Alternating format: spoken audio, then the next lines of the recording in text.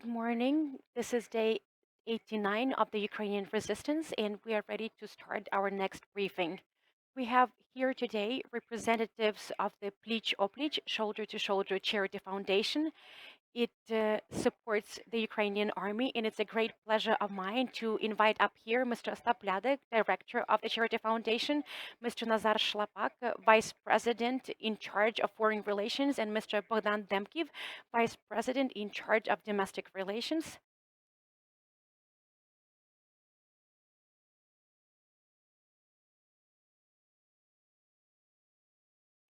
My first question is as follows. Can you tell us more about the foundation?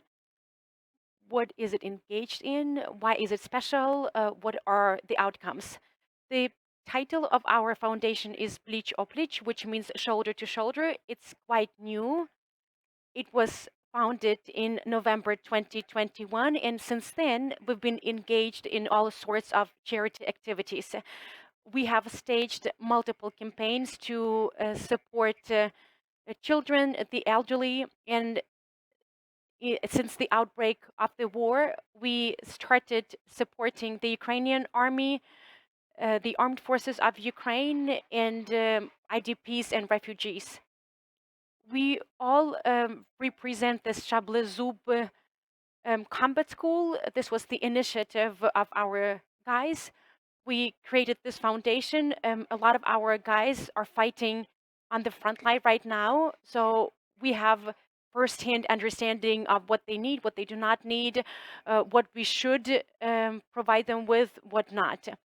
For a long time, we closely cooperated with our counterparts in Poland and the Czech Republic. Now we also forged good relations with our colleagues in Canada, and we've been receiving most support from them. Another question, if I may. You said that you have a clear understanding of the needs of the Ukrainian army. So can you expand on what the Ukrainian military need, what volunteers should not purchase, and what those citizens that want to help should do? Where do they go? Look here, if we're talking about things like weapons, heavy armament, this is something that volunteers will not be able to obtain. But there are multiple other things like consumables, helmets, knee sleeves, gloves, shoes. All these items are much needed and should be transferred to the front line. I would like to call upon our friends, volunteers from other organizations and citizens alike, because there were a lot of self activities at the beginning of the war. A lot of people engaged in their own manufacturing of helmets, bulletproof vests, knee sleeves, etc. It all impinged on the health of our soldiers. You cannot really fully rely on your personal gear if this gear is not produced by professionals, and this gear can let you down at any point. So I would like to encourage everyone not to engage in amateur activities. If you really want to support, my best advice is to approach professional foundations, those organizations that have enormous experience under their belts. Maybe you have access to similar organizations abroad, the ones that can supply clothes, gear, some other supplies. Just try to contact them. I'm pretty much sure that they will be willing to cooperate with you, because if you engage in amateur activities, it will be to the disadvantage of our military. Uh, what about cooperation with the international organizations? There are some countries that our volunteers cooperate with. You refer to Canada, Poland, the Czech Republic.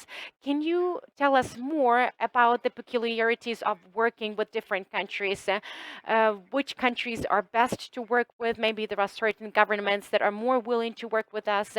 I'm pretty much sure that you know more about that. Let me answer this question.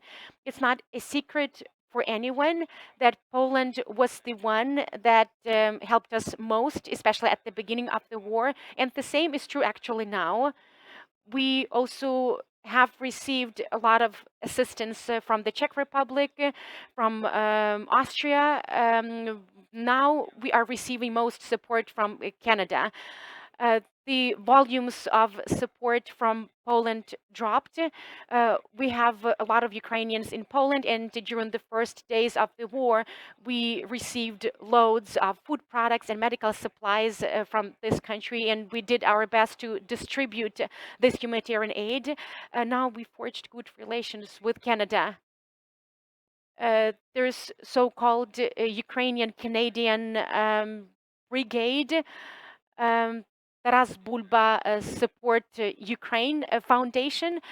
They fly everything into Poland or Germany, and we load this humanitarian aid onto trucks and then bring into Ukraine. So for the time being, we are cooperating mostly with Canada and a little bit with Poland and the Czech Republic. Are there any difficulties? And yes, then which ones? The greatest challenges include logistics and fuel. Everyone knows that there is a deficit of fuel right now. We can bring everything into Ukraine, into the city of Lviv, no problem. And there are certain setbacks while trying to dispatch this humanitarian aid from the city of Lviv to other parts of the country. So it's not really about the shortage of funds. It's more about obtaining sufficient fuel. We have vehicles, we have trucks, we have enough people that we can ask to transport the loads, but the greatest problem is fuel right now. The government is trying its best to support us in all ways, shapes, and forms possible.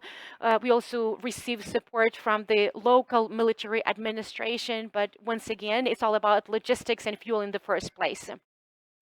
I know that you are supporting the International Legion, so I have a question about those guys fighting on the front line. Yeah, can you expand on the International Legion, who is supporting this military unit, just for people to know more about the International Legion? In my view, this is a great thing. It's difficult to imagine that people from other countries arrive here to defend our sovereignty and territorial integrity. Recently, an airplane landed from Canada. We expect another one in the next couple of days. And this plane brought some humanitarian aid and supplies for the International Legion. There's also a man from Canada named Scott. He will go to the front line. The Canadians provided all sorts of military supplies and ammunitions. These are the items that are most needed on the front line. So this is the support that we have received from Canada. Point taken, thank you.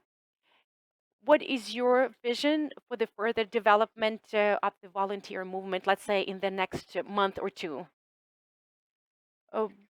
Will it be more about systematic work?